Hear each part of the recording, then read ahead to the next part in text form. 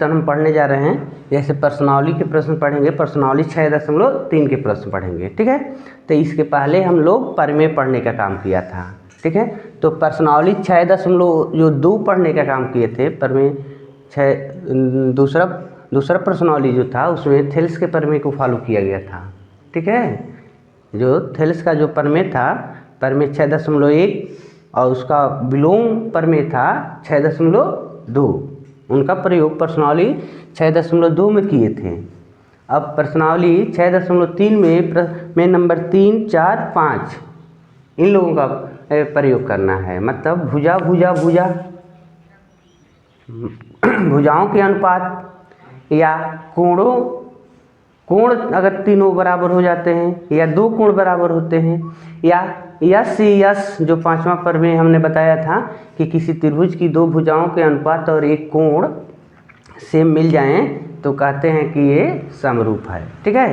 तो इन प्रमेय का प्रयोग करके हम देखेंगे कि जो प्रश्नावली 6.3 के प्रश्न हैं उनको सेटिस्फाइड करते हैं कि नहीं करते हैं, ठीक है।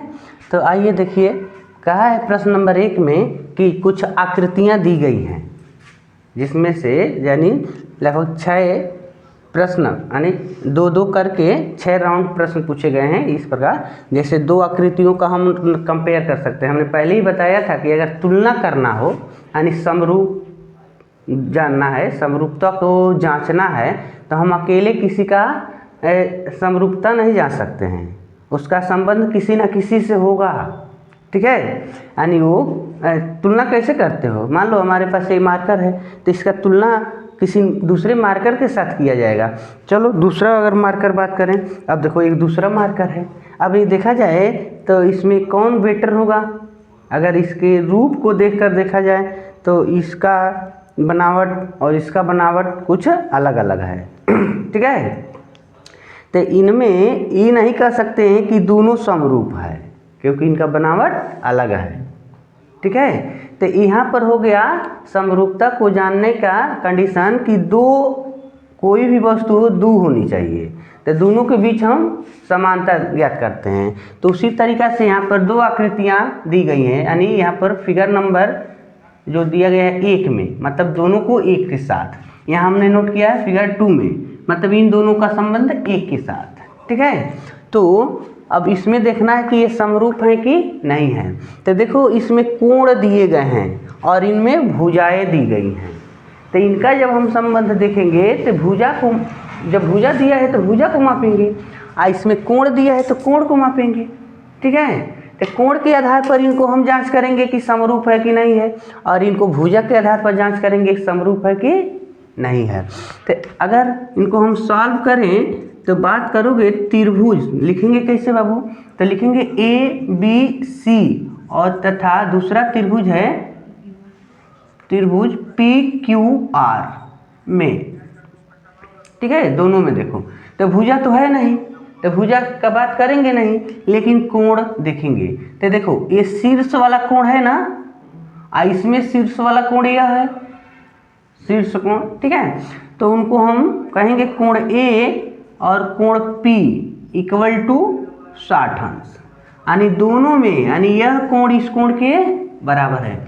लेकिन अगर त्रिभुज की बात हो और कोण से संबंध हमको देखना हो तो कोण कहीं हो, यहाँ हो, अगर ये 60 यहाँ मिला होता और एगो यहाँ मिल गया होता 60, ठीक है, 80 को उठाकर यहाँ रख देता तो कंफ्यूज होने की बात नहीं है। आप कोण कहीं भी रहें, अगर मिल रहे हैं तो आप बराबर दिखा देंगे। ये नहीं है कि ये ऊपर का कोण है तो इसमें भी ऊपर ही 60 होना चाहिए, ऐसा नहीं। इसमें ऊपर का 60 है इसमें बगल वाला 60 है तो भी पकड़ लेंगे। हो सकता है उस आकृति को बेंड करके रखा हो, ठीक है, ऐसा तो हो सकता है। तो यहाँ देखें हमने यह एंगल इस एंगल के इक्वल है तो हमने दोनों को इक्वल दिखा दिया। उसके बाद दूसरा इसमें क्या, अगर B की बात करें और इसमें देख रहे हैं कि Q जो है इक्वल है, इसमें जो C है इनके R के इक्वल है 40 ना। तो देख रहे हैं कि इन तीनों का कोण बराबर है, संगत कोण बराबर है। तो जब कोण बराबर है तो आप कह देंगे कि त्रिभुज ABC समरूप है त्रिभुज PQR आर, आर के, लेकिन रीजन आपको बताना होगा तो कहेंगे ए से, ए समरूपता से, ऐसे भी लिख दो समरूपता से, ठीक है। यानी ए जो है समरूपता का नियम है, ठीक है। तो हमने देखा कि तीनों के जब कोण बराबर है तो समरूप है, ये बात समाप्त हो गई यहीं पर। इनके साथ देखो तो इनमें कोण नहीं दिया है, इनमें भुजा दी गई है, ठीक है। तो इनमें चलो भाई भुजा जब दी गई है तो भुजा को पकड़ते हैं। तो इसमें देखो थोड़ा सा भले ही कोण नहीं दिया है, लेकिन इसके बनावट को देखकर तो आप समझ सकते हो ना कि संगत कौन होना चाहिए। समरूपता तभी जांच पाओगे कि इनकी डिजाइन क्या है, बनावट क्या है, रूप कैसा है।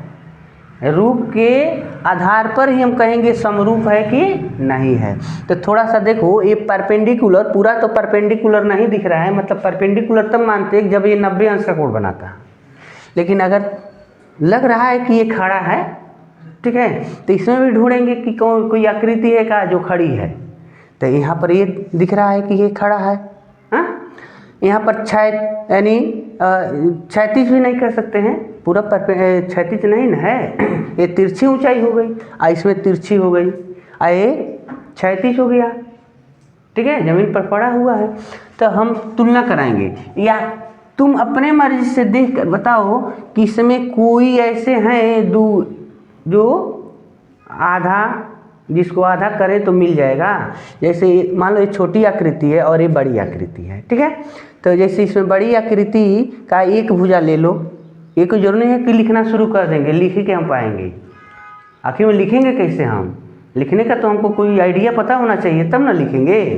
तो ये देखना है कि मान लो जैसे 6 है ना, अनुपात का मतलब है उसका आधा हो जाए, चाहे उसका 1/3 हो जाए, मतलब जितने भागों में आप तोड़ोगे, अगर इसका आधा कर रहे हो तो इसका भी आधा करना, इसका भी आधा करना, या इसको 1/3 कर रहे हो, 3 भागों में तोड़ रहे हो तो इसको भी 3 भागों में तोड़ना होगा, इसको भी 3 भागों में तोड़ना होगा। मानो सबको उतना ही पार्ट में करना होगा जितना कि एक भुजा को करोगे। तो अगर इसका हम आधा कर रहे हैं तो इसका आधा 3 हो गया। तो देखो इसका आधा इसमें कहीं है तो मिल गया, गुड।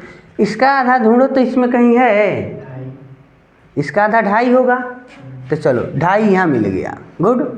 इसका आधा यहाँ मिल गया, मिल रहा है ना। तो अब हमने ये कहा था कि संगत की बात कर रहे थे, तो अभी कहोगे कि सर जी संगत यह है, ये खड़ा है इसमें और इसमें ये खड़ा है, तो हम तो संबंध इसका इसके साथ बनाएंगे ना। और ये ऐसे हैं तो यहाँ पर ही ऐसे हैं तो इनका संबंध इनसे बनेगा और इनका इनसे बनेगा। तो इस टाइप के अगर संबंध बनाओगे, मतलब इतना बट्टे इतना लिखोगे, इतना बट्टे इतना लिखोगे, इतना बट्टे इतना लिखोगे, तब गलत हो जाएगा। अरे यार मान लो चलो ये मकान का जंगला जैसे बनाया जाता है ना, रोशनदान होता है या खिड़की लगवाना है, तो लोहे का हमने बनवा कर लाया, तो कोई छोटा है कोई बड़ा है, ऐसा हो सकता है। तो जो कारीगर है बना कर तो दे दिया, वो एक ही, मतलब डिजाइन एक ही था, लेकिन वो छोटा और बड़ा था, तो बना के दे दिया। तो ये थोड़ा ना है कि मान लो जंगला ऐसे लगाना था, हाँ, तो इसको तो फिट कर दिए, लेकिन यह उल्टा लगाओगे तो फिट होगा। इसको भी क्या करोगे, एक बार एक नचा दो। मान लो अगर इसको हम ऐसे नचा दें, ऐसे हो जाए, मतलब यह जो है नंबर भुजा ऊपर हो जाए, तो ऐसे नचाएंगे तो यह इस साइड ना हो जाएगा, यहाँ ना आ गया, और यह जो खड़ा था वो नीचे चला गया। अब तुलना करके देखो, अब इनका आधा यहाँ मिल गया ना, जैसे ये है वैसे यहाँ मिल गया ना, और ये खड़ा वाला भुजा है 5, तो 5 का आधा 2.5 उसके आकृति में मिल गया, और इनका आधा 2 है तो यहाँ मिल गया। यानी रखने का तरीका इसका गलत था। एक ही साइज के हैं, सेम साइज के हैं, मतलब उनका अनुपात सेम है, लेकिन यहाँ पर जो रखा गया है सामान लाकर वो गलत तरीके से रखा गया है। कभी कभी ऐसा होता है, कारीगर सेट करते हैं सब मकान में, तो कहता है ये गलत बना दिया है, सेटे नहीं हो रहा है। अरे हो सकता है कि तुम सेट नहीं कर पाते हो, वो तो अपने नाप से बनाया है। ठीक है। तो इसका दैनिक जीवन में हमारे प्रयोग है, जितना हम कार्य करते हैं ये सब, मान लो जो वेल्डिंग करने वाला है, वेल्डर है, फर्नीचर है, ये सब बना रहे हैं ना, तो आप उसको माप कर देखिए कि इसको कैसे हमको सेट करना है, तो वहाँ पर समरूपता की बात आ जाती है, यानी समरूप आकृति रहेगी तो उनको हम वहाँ फॉलो कर सकते हैं। तो यहाँ हम लोग यही काम करेंगे। तो देखो इनकी, जब हम ये मतलब छोटे आकृति की एक भुजा लेंगे तो एक आकृति, बड़े आकृति की एक भुजा लेंगे, ठीक है। तो अगर ए बी ले रहे हैं तो ए बी अपान हम क्या लिखने वाले हैं, ए बी अपान इसको लिखना, ठीक है, नीचे वाला, तब ना समरूप अनियाथा कर पाएंगे। तो A B upon Q R. अब इनका नंबर रखो, तो ए बी का नंबर है 2 और इनका नंबर है 4, तो 1/2 हो गया। गुड। अब चलो भाई, अगर इनका ले लिए तो इनको पकड़ो, तो बी सी बट्टे में, बी सी बट्टे में हम यह पकड़ते हैं पी आर। तो इनका हो गया 2.5 और इनका हो गया 5, इनका 5 है। तो इनसे कटेंगे ना 2 बार में, 2.5 दूना 5, तो यहाँ पर 1/2 लिख दी। उसके बाद ए सी, तो ए सी बट्टे में पी क्यू, तो ए सी का मान है 3 और पी क्यू का मान है 6, तो 1/, यहाँ भी 1/2 हो जाएंगे ना कट के, ठीक है। अब देखो इनका अनुपात जब हम निकाले तो सब सेम आ गया, सब सेम नंबर मिल गए। और जब सब सेम नंबर मिल गए तो कहेंगे कि ये भी दोनों आकृति क्या है, समरूप है, ठीक है। यहाँ लिखना होगा, यदि ए बी बट्टे Q R equal to B C बट्टे P R equal to A C बट्टे पी क्यू ना है, तो आप त्रिभुज का नाम लिखिए। त्रिभुज ए बी सी समरूप है किसके, त्रिभुज पी क्यू आर की। कोई कहता है क्यों है, तो आप कहेंगे यस समरूपता से, ठीक है। यानी यस के समरूपता के, यानी जब हम भुजाओं का अनुपात निकाले हैं इसलिए वो समरूप है, यानी कि तीनों भुजाओं का अनुपात सेम है इसलिए वो समरूप हो गए। तो इस तरीक़ा से आप इनको सॉल्व करेंगे, ठीक है। चलो अगला देखते हैं। देखो अगला प्रश्न, जैसे इसमें दे रहा है कि 2 आकृतियों को हमने देखा, अब तीसरे और चौथे आकृति की बात करें तो इसमें आपको ये आकृति दिखाई गई है, तो इनका भी भुजा दिया गया है और इसमें इनका क्या दिया गया है, एक कोण दिया गया है, 2 भुजा दिया गया है। तो पहले इनको हम सॉल्व करते हैं। तो भुजाओं के आधार पर, यानी प्रमेय नंबर 4 में भुजा की बात की गई थी, तो भुजा देखेंगे प्रमेय 4 को ये फॉलो कर रहा है कि नहीं कर रहा है। तो आप ढूंढिए कि जैसे मान लो इसमें छोटी भुजा है ना, छोटा त्रिभुज ना है और ये बड़ा त्रिभुज है, तो इनमें ये हमको जांच करना होगा। जैसे त्रिभुज LMP तथा दूसरा त्रिभुज का नाम है त्रिभुज DEF में, ठीक है। तो इसमें ही देखना है, कोई भी एक भुजा पकड़ के लाते हैं हम, जैसे कि मान लो चलो इधर के ले लेते हैं, पहले इसको नहीं लेंगे, पहले इसको लेते हैं। LP बट्टे में अब लिखना है, तो LP का नंबर कितना है, 3 है, छोटी भुजा है ना।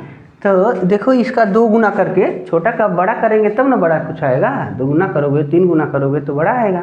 तो इसका पहाड़ा पढ़ के देखो इसमें से कौन नंबर आ रहा है। तो 3 के पहाड़ा 2 बार पढ़ रहे हैं, तो 3 दूनी 6, तो यह मिल गया। मान लो अगर 6 नहीं रहता तो इसका 3 बार पढ़ लेते पहाड़ा, 3 तरीके 9, ऐसे तो 9 ढूंढते, ठीक है। तो इनका 2 गुना यह है, मतलब इस भुजा को हमको नोट करना है, ठीक है, बट्टे में।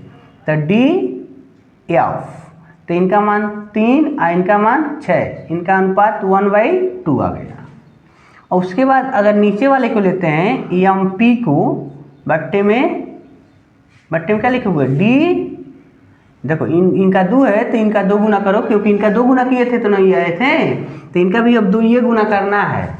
ये नहीं कि अब इनका 3 गुना कर दे तो नंबर मिल जाए। मान लो इसका 3 गुना करोगे तो यही मिल जाएगा, लेकिन ऐसा नहीं करना है। किसी एक नंबर का जितना गुना किए हो उतना ही गुना बाकी नंबरों का भी करना है, ठीक है। तो इनका हमने 3 गुना करके इसको प्राप्त किया था, तो इनका भी 3 गुना नहीं 2 गुना करके ना, इसका 2 गुना करके इसको पाए थे, तो इसका भी 2 गुना करो, देखो कोई मिल रहा है। तो इनका 2 गुना 4 और 4 में यह साइड है, तो हम लिखेंगे DE, तो इनका 2 और इनका 4, तो इनका भी अनुपात मिल गए, 2 भुजा मिल गया, गुड। लेकिन अगर इसमें कोण नहीं दिया है, केवल भुजा दिए हैं, इसलिए हम तीसरे भुजा का भी मैच कराएंगे। तो जो छूट रहा है, जैसे छूट रहा है LM और नीचे लिखो हाई छूट रहा है EF, EF। तो LM का मान है 2.7 और इनका 5। अगर ये 2.5 होता तब उसका 2 गुना ना 5 होंगे, 2.5 का 2 गुना, तो ये कटने को तैयार नहीं है, 1/2 नहीं बनेगा। तो आप कह सकते हैं कि LP बट्टे में DF इक्वल टू MP बट्टे में DE but not equal to LM बट्टे में EF। जबकि ये तीनों बराबर हुआ होता अनुपात, तब हम कहते कि समरूप है, लेकिन ये बराबर नहीं ना हुआ, तो हम कहेंगे अतः त्रिभुज LMP त्रिभुज DEF का क्या है, समरूप नहीं है। मतलब ऐसे हम समरूप का सिंबल दिए और ऐसे क्रॉस कर देना का मतलब नहीं है। जैसे बराबर के लिए इसे लगाया जाता है ना, तो बराबर है, आज जब ऐसे क्रॉस कर दिया जाता है तो नॉट इक्वल टू कहते हैं, मानो बराबर नहीं है। तो यहाँ पर हमने क्रॉस कर दिया, इसका मतलब समरूप नहीं है। समरूप कब हो गया होता, जब यह भी बराबर हो गए होते हैं, ठीक है। तो इसके बेस पर इनको हम लोग सॉल्व कर लिए। अब इनके पास आ जाओ, तो देखो इसमें प्रमेय कौन सा फॉलो हुआ है, 6.4 में होते हैं यस समरूपता, यानी भुजाओं के अनुपात के आधार पर हम कहते हैं समरूप, ठीक है।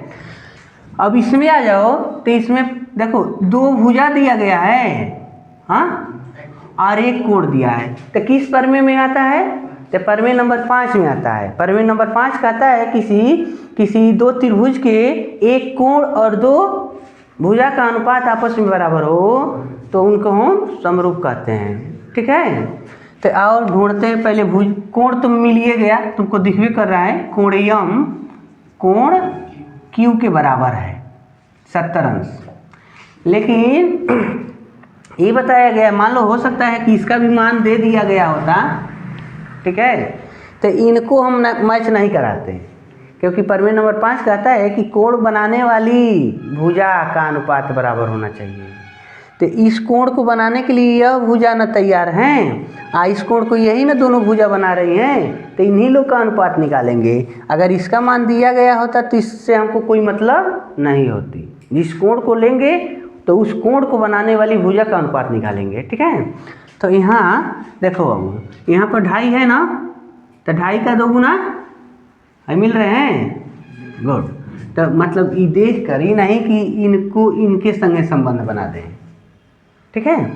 तो MN बट्टे में PQ इक्वल टू क्या है, 2.5/5 ना, 2.5 बट्टे में 5, तो 1/2 आ गया। अब यह भुजा है ML, तो इनको लिखेंगे QR, तो इनका मान हो गया बाबू 5 और इनका मान है 10, तो 1/2। अब देखो इन दोनों का अनुपात बराबर है और इन दोनों कोण आपस में सेम है, तो हमारा लिख देंगे प्रमेय 6.5 से क्या, त्रिभुज MNL समरूप है त्रिभुज PQR की। क्यों, यस से यस से, ठीक है। तो ये आपका, चलिए देखिए, तो यहाँ पर 5वें और 6वें फिगर को देखेंगे, ठीक है। तो अभी अभी हमने चौथे फिगर को जो हमने सॉल्व किया तो सेम उसी के देखो डिजाइन से मिल गया हमको। इसमें एक कोण दिया है और दो भुजाएं दी गई हैं, इसमें भी एक कोण दिया है और दो भुजाएं दी गई हैं। ठीक है, तो इनका अब हम कंपेयर करके देखें कि क्या ये सेटिस्फाइड प्रमेय को करते हैं कि नहीं। अगर करते हैं तो प्रमेय नंबर 5 को ही करेंगे।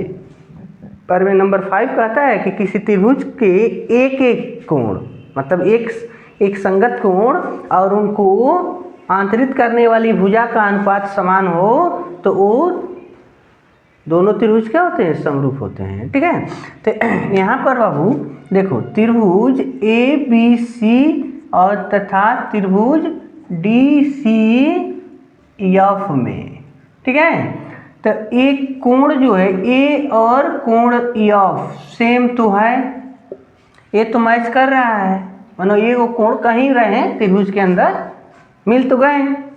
लेकिन दूसरा प्रतिबंध ये था कि उस कोण को बनाने वाली भुजा, हाँ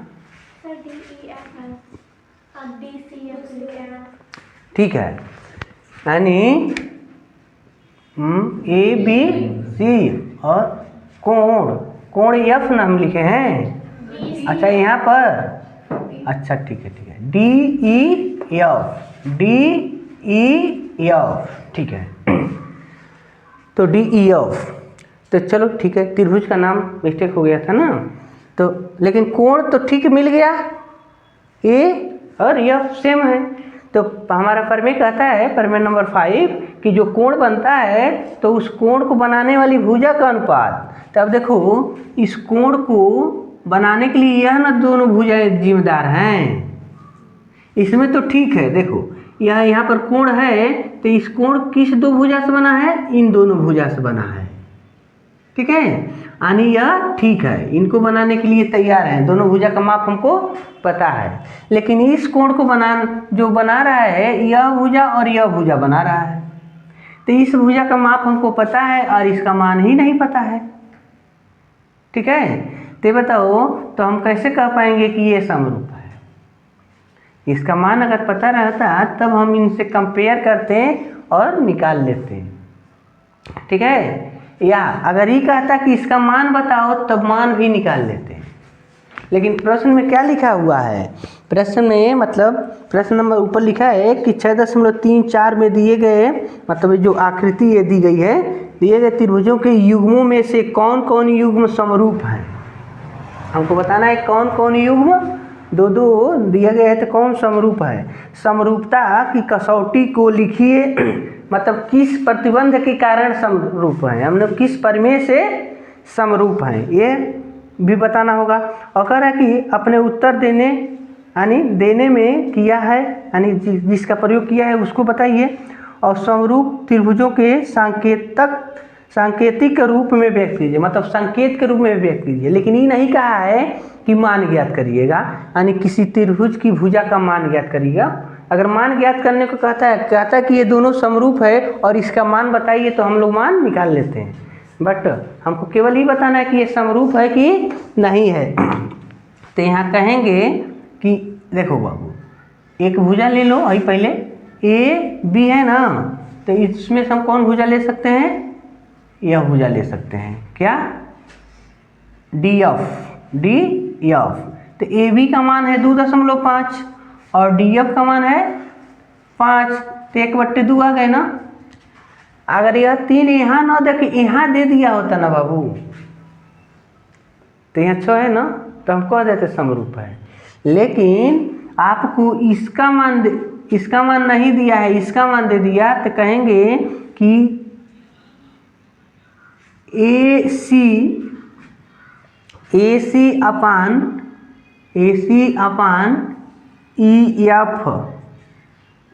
EF बराबर, देखो इनका मान 6 है और इनका मान डैश खाली है, नहीं दिया है, तो कहेंगे अतः AC का मान हमें प्राप्त नहीं है, उसका मान हम नहीं जानते हैं, इसलिए इस आकृति क्या है, समरूप नहीं है।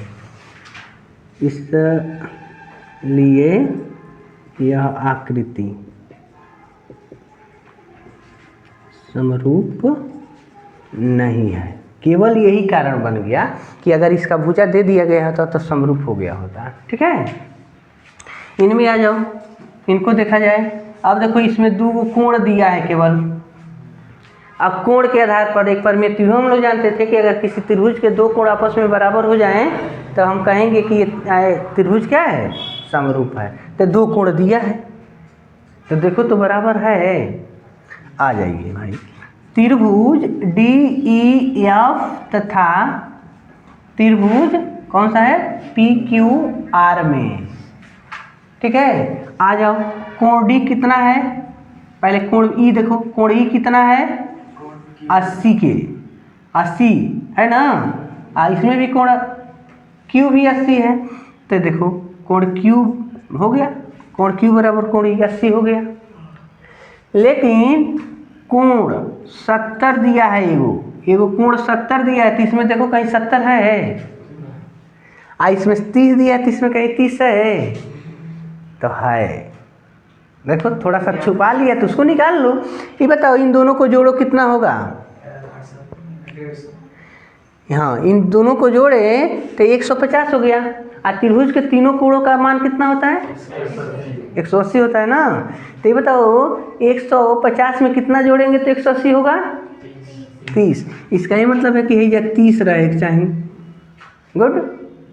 अब इसमें देखो तो इन दोनों को जोड़ो 110, 110 में कितना जोड़ दें कि 180 हो जाए 70। इसका ही मतलब है कि यहाँ पर 70 होना चाहिए।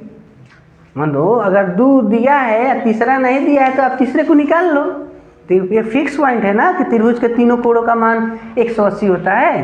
तो अगर 2 कोण दे दिया है तो तीसरा आप बिना किसी से शिकायत किए निकाल सकते हो।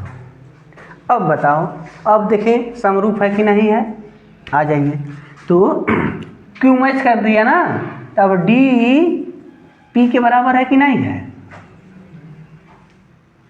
70 तो 70।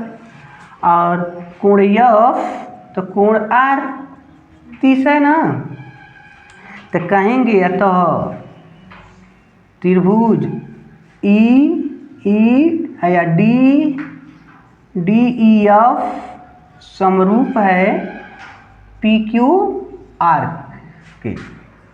ए खाली लिख के छोड़ दो, चाहे तीनों लिख लो ए से। तो यहाँ तो दुइये दिया था ना, दुइये को देख कर हम जान गए ना कि तीसरा इतना होगा।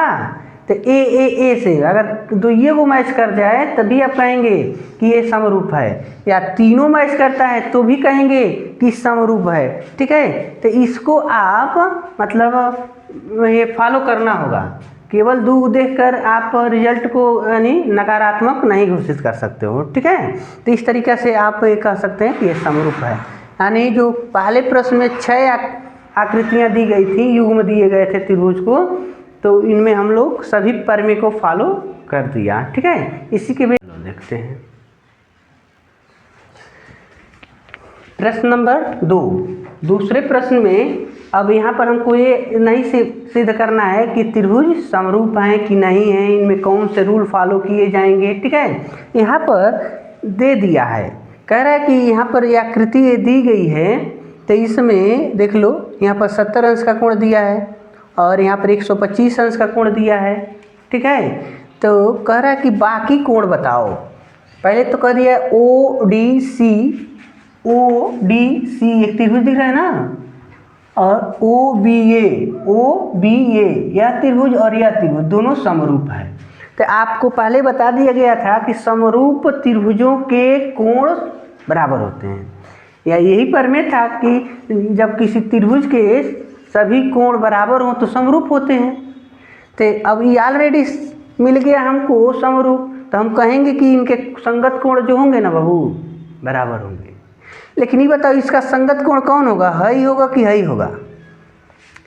डी का संगत कोण कौन होगा, बी होगा, न कि ये होगा। ये नहीं कहना कि यह है। ठीक है, क्योंकि जब हम इसको यहाँ से काट देंगे इसको उठा कर ले आएंगे ना, तो हेगा ना सीधा होगा, तो यह आकर इस पर चिपकेगा और यह आकर इस पर चिपकेगा। सीधा करोगे तो, ठीक है। पहले समझा दें आकृति को, इसीलिए 2 या 3 में पढ़ाया जाता है सिमेट्रिकल लाइन सेगमेंट करना या उसको 2 बराबर भागों में विभाजित करना, ठीक है। मान लो ऐसे दोनों आकृति है ए, चलो यहाँ ओ ए बी, यहाँ पर पी क्यू आर है ना, तो हम इसको इसके सर पर रखना चाहते हैं ना बाबू, तो इसको उठाएंगे तो देखो ऐसे जो आकृति है क्यू आर पी, तो ये उठेगा ना तो ऐसे ऐसे तो आया इसके सर पर, लेकिन हाई ए हेजा आ गई हैं और यह यहाँ आ जाएगा, आओ यहाँ पर जुड़ गया, ठीक है। तो बताओ ओ गानी यह इसके संगत था, यह इसके संगत था, तो ये क्यों का संगत था ना, तो देखो यह इनके संगत होगा, यह इनके संगत होंगे, ठीक है। तो उसी कंडीशन में उनको हम लोग देखेंगे। चलो अब एक पल के लिए शुरुआत कहाँ से करेंगे हम, यहाँ पर आ जाओ आप। वैसे तो इसका कोण हमको मिल गया ना 70, आ जाइए हल लिखते हैं। हम पहले लिखेंगे त्रिभुज डी ओ सी तथा त्रिभुज ए ओ बी में आ जाओ। पहले बताओ अगर इस लाइन को हम मिटा दें तो है टोटल कोण कितने अंश का होगा, 180। अरे यार देखो अगर इसको हटा दें तो त्रिभुज के मतलब कोनो रेखा के एक किनारे किसी बिंदु पर 180 का कोण होता है ना, कहीं टोटल 180 होगा। तो इसको लाइन दिया है तो इतना 125 है, अब मान लो इसको x मान लिए, ठीक है। तो 125 में x जोड़ेंगे तो 180 ना हो जाएगा, रैखिक कोण ना है। तो आप ऐसे लिखोगे क्योंकि बी ओ सी प्लस, देखो बी ओ सी प्लस मतलब 180 प्लस सी ओ डी बराबर 180। तो इनका मान 125 इनको मान लिए x, ठीक है, इक्वल टू 180। तो x का मान 180 में 125 घटा दो, बताओ कितना बच रहा है, 45 50। अरे यार 45 कैसे हो, 55, 10 में 5 जा 5, 7 में 2 जा 5, ठीक है, 55 अंश। इसका ये मतलब हो गया कि यहाँ का कोण कितना है, 55 है, तो इसके यहाँ का कोण कितना हो जाएगी, ये तो 55 हो जाएगी है, क्योंकि शीर्षाभिमुख कोण है। तो यहाँ पर आपको लिखना होगा कोण ए ओ बी, किसका मान पूछा था हमको, मान पूछा था ओ ए सी का, डी सी ओ का, डी ओ सी का, डी ओ सी का। चलो डी ओ सी का मान मिल गया, तो पीछे के निकलने का जरूरत है। डी ओ सी का मान 55 अंश मिल गया ना, इसका मान मिल गया ना। अगर इसका मान पूछा जाएगा तो इसका भी 55 होगा, शीर्षाभिमुख कोण है और समरूप भी है आकृति है, तो कोण बराबर होंगे। अब चलो इनके पास आ जाओ, तो इनका पूछा है डी सी ओ का मान, डी सी ओ का मान, इसका मान पूछ रहा है ना। तो ये बताओ किसी त्रिभुज के 2 कोण बराबर हो तो तीसरा नहीं, बराबर नहीं, 2 कोण पता हो तो तीसरा निकाल लोगे। तो आ जाओ, अगर हम लिखें कोण डी प्लस कोण ओ प्लस कोण सी बराबर 180 होगा, यानी इसको लिखे हैं डी, इनको लिखे हैं ओ, इनको लिखे हैं सी। त्रिभुज के तीनों कोण का ये 180 होगा ना। तो इनका मान 70 दिया है, इनका मान 55 मिल गया, इनका मान तो हमको ज्ञात करना है। तो दोनों को जोड़ो तो 5 और 7 5 12, 125 यानी अंश हो गया, और सी इक्वल टू 180। तो सी की वैल्यू 180 माइनस 125, अब बताओ कितना बच रहा है। तो यहाँ भी तो ही आ रहा है हो 55, ठीक है, यानी यहाँ का भी कोण है 55 डिग्री, ठीक है। वैसे अब देखो 55 इहो है, 55 इहो 110, 110 में हम 70 जोड़ लेंगे 180। तो हमको इसका मान मिल गया, इसका मान मिल गया, इसका मान निकालना है, ओ ए बी का मान यह, ठीक है। तो अभी अभी हमने आपको समझाया था कि अगर ये त्रिभुजवत संगत समरूप है तो यह इसके बराबर है 70 और इसका मिल गया 55 और इसका मान हो जाएगा 55।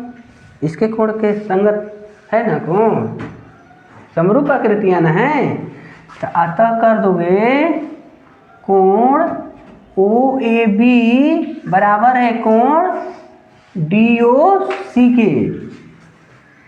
तो OAB बराबर इनका मान 55 ना, DOC का मान, यार DOC का मान गलती लिखती है क्या? देखो OAB तो DCO लिखना है यहाँ पर, DCO मतलब यहाँ का ना कोण पकड़ना है। तो इनका मान 55 हो गया।